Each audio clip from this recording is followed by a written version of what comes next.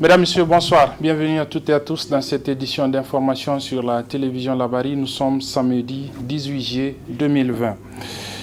122e jour aujourd'hui de détention pour les acteurs de la société civile, Michael Zodi de la campagne Tournons le Niger et Tournons la page Niger et Moudi Moussa de la même campagne, ainsi que Munkela Halidou, le secrétaire général adjoint de la Confédération nigérienne du travail, la CNT. Les trois ont été arrêtés le 16 mars dernier au lendemain de la manifestation que les organisations de la société civile voulaient organiser pour demander la transmission du rapport d'audit du ministère de la Défense nationale à la justice, rapport dans lequel, vous le savez, plusieurs irrégularités ont été relevées. 122 jours donc de détention dans les différentes prisons de Daikena pour Munkela Halidou, Walam pour Michael Zodi et Kolo pour Moudi Moussa. C'est donc notre pensée quotidienne à ces trois acteurs de la société civile. Nous n'oublions pas également notre consoeur Samira Sabou, arrêtée elle également sur plainte pour diffamation du fils du président de la République. Le verdict de son procès qui a eu lieu le 14 juillet est prévu le 28 juillet prochain.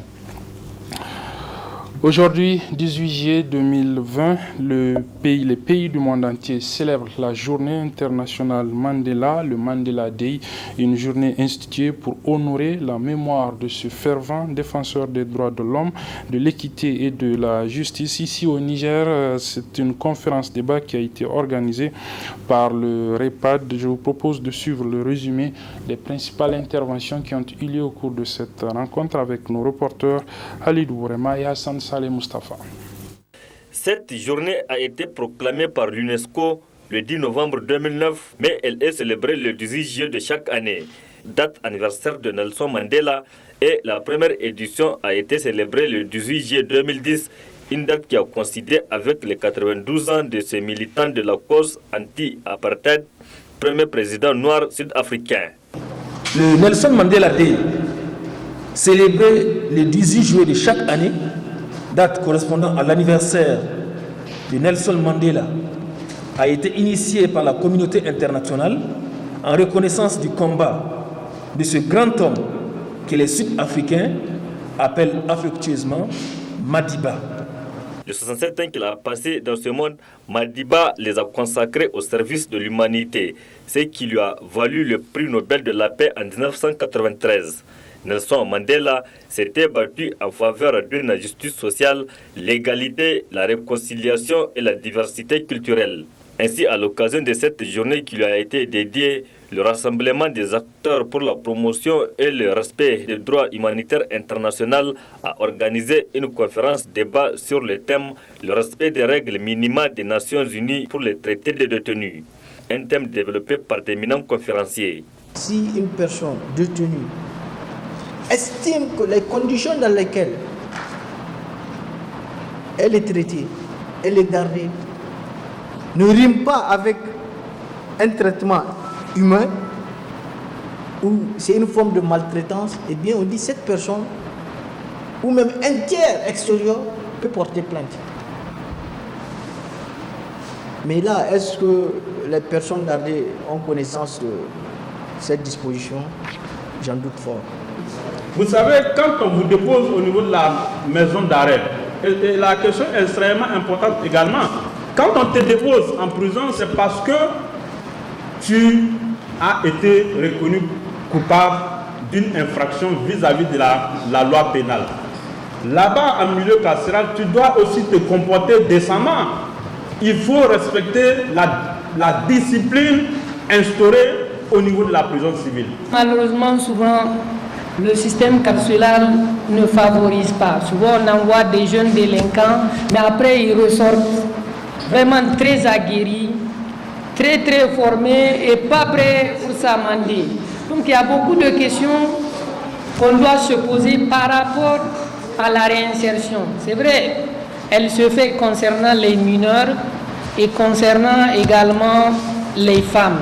Le combat mené par Nelson Mandela pour l'égalité et la promotion d'une culture de la paix lui a valu 27 ans de prison avant d'accéder à la présidence sud-africaine à la suite de l'élection le 9 mai 1994. Madiba est décédé le 5 décembre 2013 à l'âge de 95 ans. Voilà, cette conférence de presse a donc bien été organisée par le Reza Presse et non le repas de toutes les façons a également commémoré cette journée ainsi que le collectif des organisations de défense des droits de l'homme de notre pays. Plus de détails sur ces différentes activités de ces structures à l'occasion de cette journée du Mandela Day dans nos éditions de demain. De la politique cette fois-ci avec l'inauguration ce matin du siège régional de Niamey du parti Bassira, le PSD Bassira, une cérémonie présidée par la présidente par intérim de la dite formation politique en présence des 8 coordinateurs régionaux de la formation politique. Le résumé avec nos reporters Chebou Guisso et Mamoudou Saleh. Le bureau régional de Niamey du Parti social-démocrate PSD Bassira a désormais un nouveau siège entièrement rénové avec toutes les commodités. Ce joyau mis à la disposition de cette structure grâce aux efforts combien louables des hommes et femmes du parti dont la coordinatrice régionale et le président par intérim, l'honorable député Sanoussi Mareni, qui n'a ménagé aucun effort pour que ce joyau voie le jour. Dans son mot de bienvenue, la coordinatrice régionale du PSD Bassira, très émue, a tenu à remercier tous ceux qui ont effectué le déplacement pour la cérémonie d'inauguration du siège avant de prendre l'engagement d'honorer la mémoire du président fondateur du parti. C'est une grande première dans l'histoire de Bassira. Je suis émue, je suis très contente. Les mots me manquent. Je remercie notre président par intérim qui n'a ménagé aucun effort pour nous aider à trouver ce siège que je dédie à la mémoire de notre président, Feu Ben Omar. On ne peut pas l'oublier. C'est le père fondateur de Bassira. On va honorer sa mémoire. Ça, c'est juré devant Dieu et devant les hommes. Nous allons honorer la mémoire de Mohamed Ben Omar. Ensuite, le président par intérim a procédé au discours d'inauguration de ce siège avec d'abord une minute de silence et de fatiha à la mémoire du président fondateur du parti Mohamed Ben Omar, décédé il y a quelques mois, avant de rappeler aux militants de se mobiliser pour les échéances électorales prochaines afin que le PSD Bassira puisse s'imposer à Niamey et sur l'ensemble du pays. Rendant grâce à Dieu, les cléments, les miséricordieux qui nous ont montré ce jour combien important dans la vie de notre parti, ce jour samedi 8 juillet 2020, qui coïncide avec la réunion du Présidium, organe suprême de notre parti, et aussi le jour de l'inauguration de la coordination régionale de Niamey. Rappelons que cette cérémonie intervient 2 mois et demi après la disparition du père fondateur du PSD Bassira, je nommé les camarades Mohamed Ben Omar. L'inauguration du siège de la coordination de Niamey vient de démontrer une fois de plus que notre parti est bien installé dans les 8 régions du pays. Et les élections à venir confirmeront nos dires, Inch'Allah. C'est pourquoi je réitère tous mes encouragements à la coordination régionale de Niamey, qui œuvre sans réserve à la mobilisation des militantes et des militants du jour comme de nuit. Ce siège qui est un cadre de retrouvailles, et j'en suis sûr, de ces cadres, jailliront des députés et des conseillers. Comme pour paraphraser le peu Mohamed Ben Omar, et je cite, Niamey est prenable, et nous pouvons la prendre. Il faut noter que cette cérémonie a été rehaussée par la présence des 8 coordinations du pays que compte le parti et la présence de plusieurs invités venus pour la circonstance.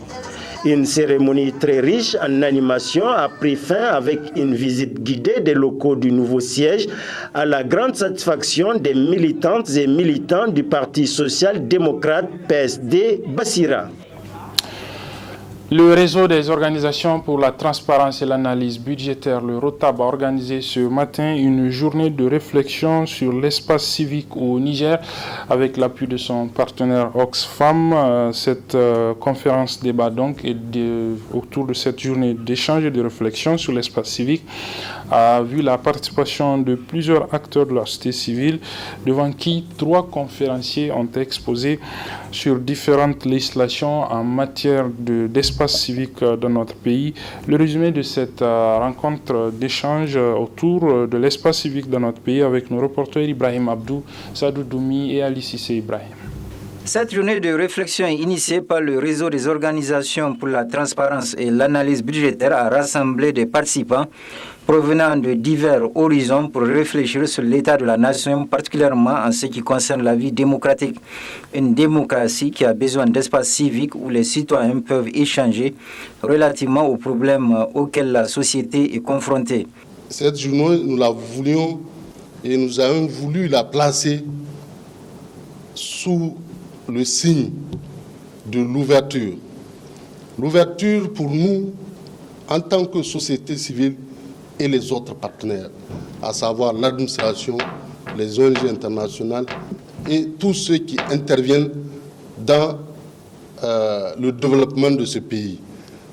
Je crois que les différents présentateurs, ou bien dans les présentations, on reviendra largement sur le rôle de la société civile en démocratie et aussi pourquoi protéger notre travail en tant que défenseur des droits humains. Prenant la parole la première en tant que conférencière, la politiste Elisabeth Chérif a développé le thème de l'engagement citoyen. L'engagement citoyen, il traduit une certaine forme de civilité. C'est un comportement qui amène chacun à être attentif aux besoins de l'autre, au respect de l'autre, de son bien-être, au maintien donc de ces relations de tolérance qui valorisent la dignité de l'autre, mais qui permet à une société d'aller ensemble et de l'avant. Le respect des personnes, mais aussi le respect de leur propriété privée, le respect aussi des biens publics. Par la suite, ce fut au tour du magistrat Omar Ibrahim de parler des lois qui encadrent les manifestations, l'interception des communications par voie électronique et la répression de la cybercriminalité. Au vu du flot des informations, entre les SMS, entre WhatsApp, entre, est-ce que réellement on peut écouter tout le monde? J'ai vu un peu comment se passent les écoutes. Ce qu'on n'a pas aussi, il ne suffit pas de faire des écoutes, il faut avoir ce qu'on appelle des analystes qui vont trier.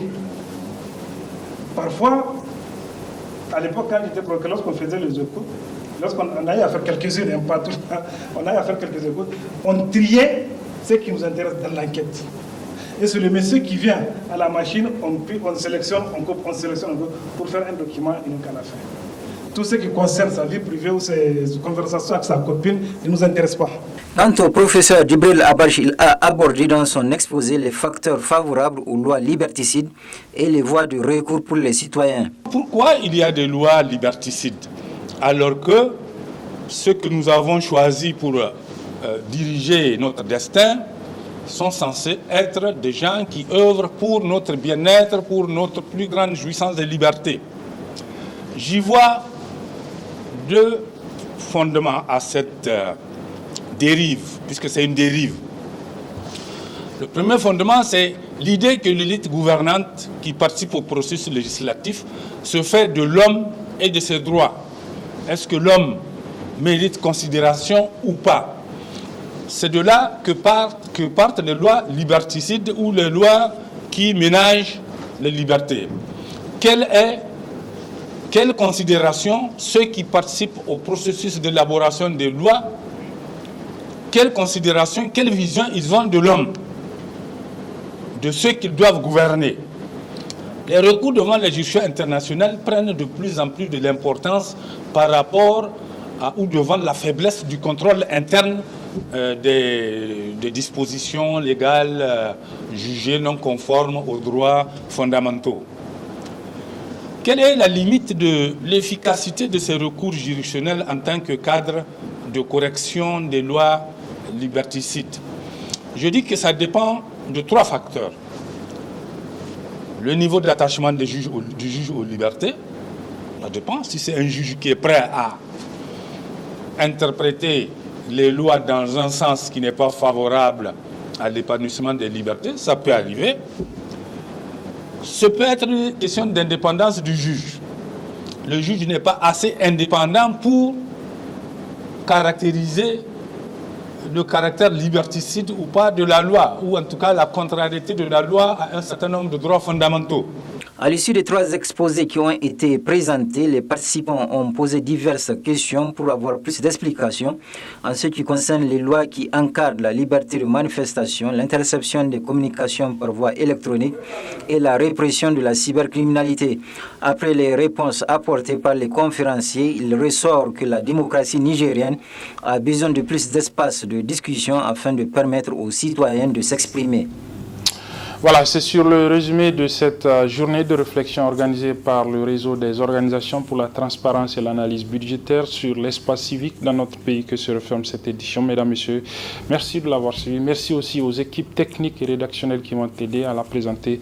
Les programmes se poursuivent sur la télévision là-bas. Au revoir.